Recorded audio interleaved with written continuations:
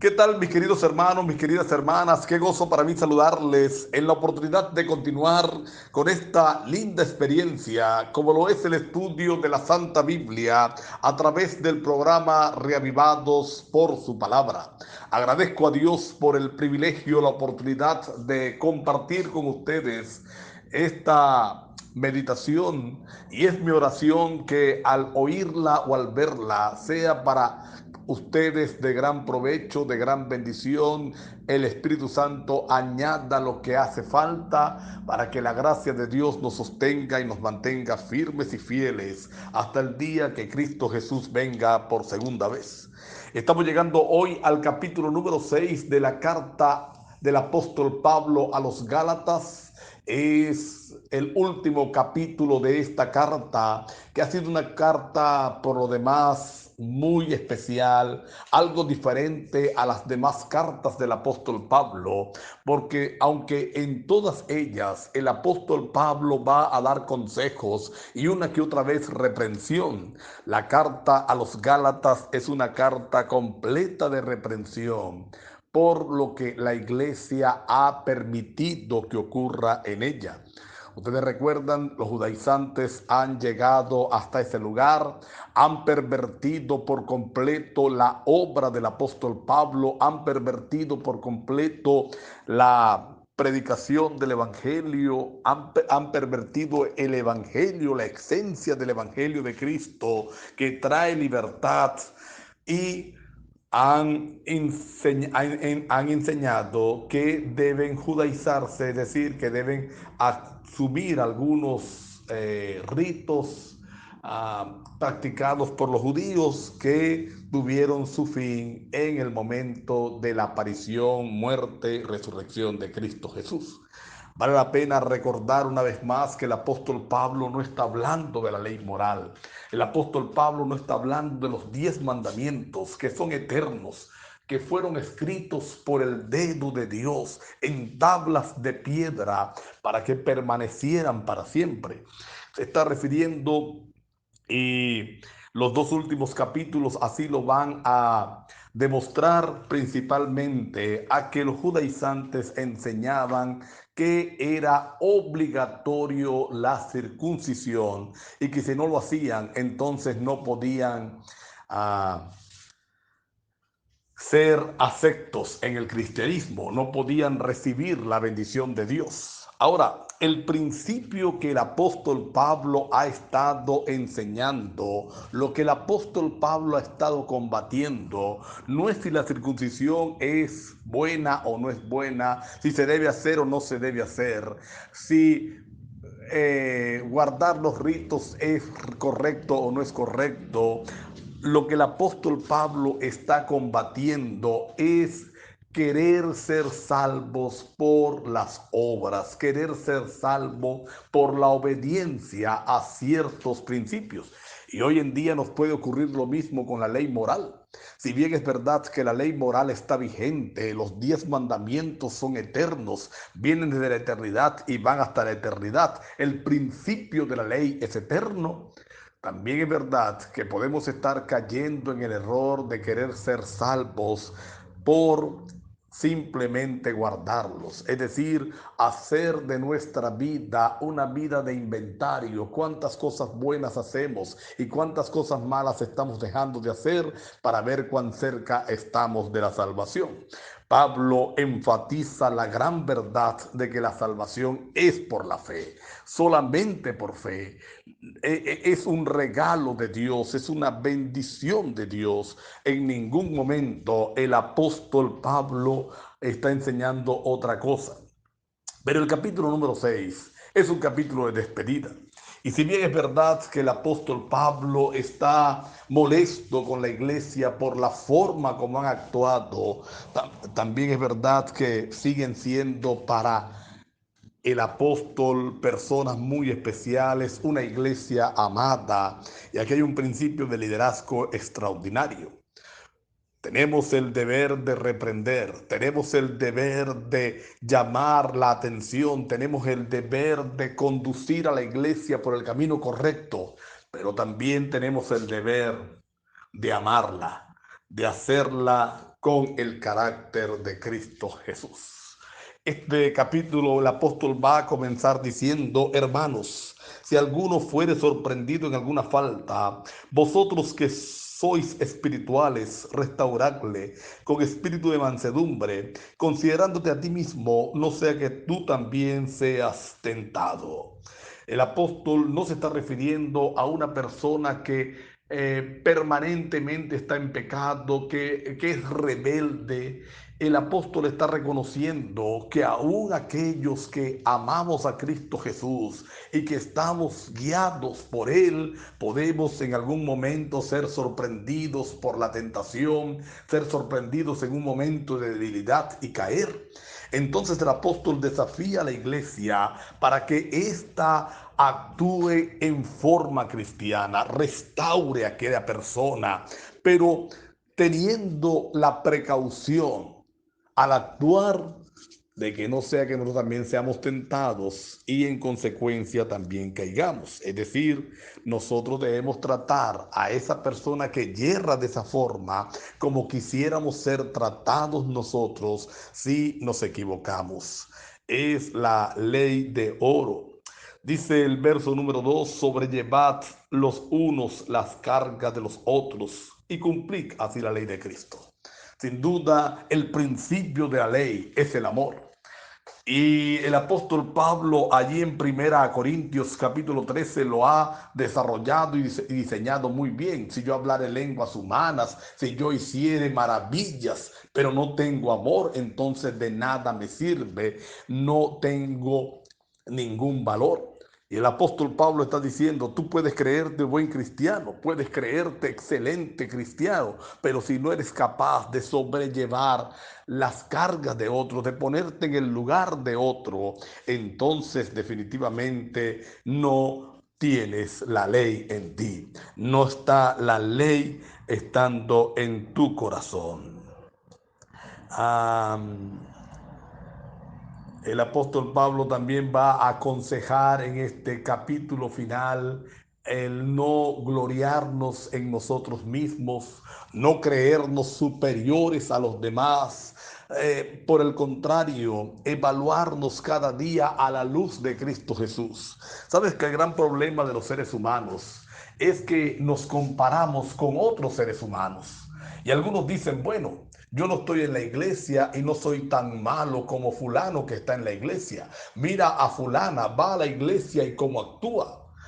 Así que yo estoy en mejor condiciones. O dentro de la iglesia podemos estar rivalizando para mirar quién se porta mejor que quién. Pero la idea es evaluarnos a la luz del verdadero ejemplo, Cristo Jesús, del verdadero ejemplo, nuestro Salvador, Cristo Jesús. Pablo también recuerda que Dios no puede ser engañado, que no, que cuando yo intento engañar a Dios, quien me engaño soy yo. Cuando yo intento mostrarle una cara a Dios que no soy, pues yo soy el que estoy siendo perjudicado, porque Dios conoce hasta las íntimas intenciones del corazón, lo más profundo de nuestra vida, lo conoce perfectamente, como si estuviera expuesto. Y él dice, el apóstol, que el que siembra va a cegar lo que siembra. Por eso recuerda que si sembramos para la carne, segaremos corrupción, pero si sembramos para el espíritu, entonces segaremos la vida eterna. Hoy, mi hermano, mi hermana, yo quiero desafiarte para que en el nombre del Señor empecemos a sembrar en el espíritu. Puede que hemos estado sembrando para la carne, puede que hemos estado sembrando para este mundo, pero eso la cosecha va a ser una cosecha terrible, va a ser una cosecha fea, horrible, para perdición, corrupción, la llama el apóstol Pablo. Pero nosotros, si sembramos para el espíritu, entonces podremos cosechar vida eterna. Vamos a sembrar para el Espíritu. Vamos a pedirle al Señor que nos llene de su presencia.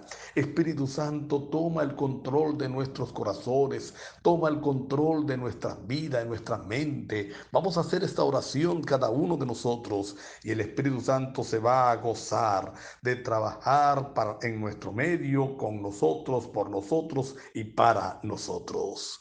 Sigue las recomendaciones que el apóstol Pablo da en este capítulo final, recordándonos que no nos cansemos de hacer el bien.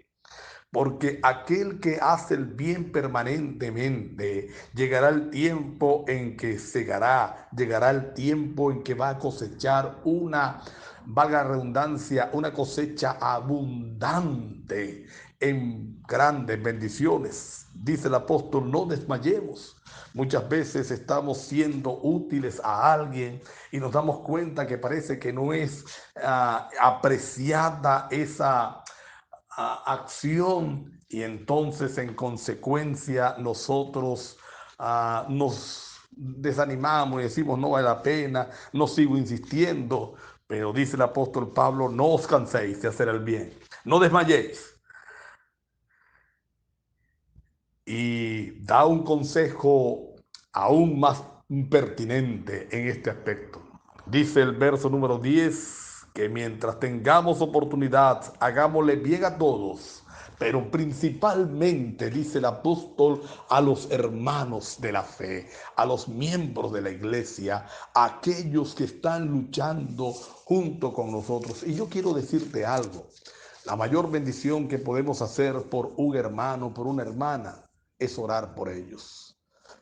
Pero no orar para que se le quite el dolor de cabeza, el dolor de espalda, para que le dé el trabajo. Sí, es necesario pedir eso, pero necesitamos pedirle a Dios. Necesitamos pedirle al Señor fortaleza espiritual, orar los unos por los otros, orar en forma permanente. A partir del verso número 11, el apóstol Pablo toma la escritura de la carta. Algunos eruditos han pensado que toda la carta la escribió el apóstol Pablo. Esto sin duda es poco creíble, es poco probable, porque el apóstol siempre utilizaba a algún secretario a quien le dictaba la carta, pero él tomaba tiempo para escribir una parte de ella con su puño y letra para darle autenticidad a esa carta. Sin duda, muchos habían escrito cartas falsas en el nombre de Pablo, y Pablo entonces se cuida de que la gente sepa que sí es. Y dice, versículo 11, mirad con cuán grandes letras os escribo de mi propia mano. Sin duda, el apóstol escribe así debido a su problema visual. Algunos han dicho que era que Pablo no escribía bien, pero definitivamente esto es incorrecto. Pablo era un erudito y era imposible que no supiera escribir. Unos dicen que es por causa de la vista, otros porque sus manos habían sido afectadas por la persecución, habían sido afectadas por las diferentes persecuciones que había sufrido, los castigos que había sufrido, pero sin duda el apóstol Pablo entonces marca la carta, vuelve a recordar que la circuncisión no es nada, que el que se circuncida no está haciendo nada extraordinario y el que no lo hace no es que está haciendo algo malo. Y entonces invita a que sigan el ejemplo de Cristo Jesús. Y cierra la carta diciendo, de aquí en adelante nadie me cause molestia porque traigo en mi cuerpo las marcas del Señor Jesús. Pablo da por terminada la discusión con los judaizantes. Pablo da por terminada la discusión con aquellos hombres que estaban pervirtiendo. No quería saber más nada de ello. Les había dedicado mucho tiempo y ahora quería dedicarle tiempo a lo que realmente valía la pena, el Evangelio de Cristo Jesús.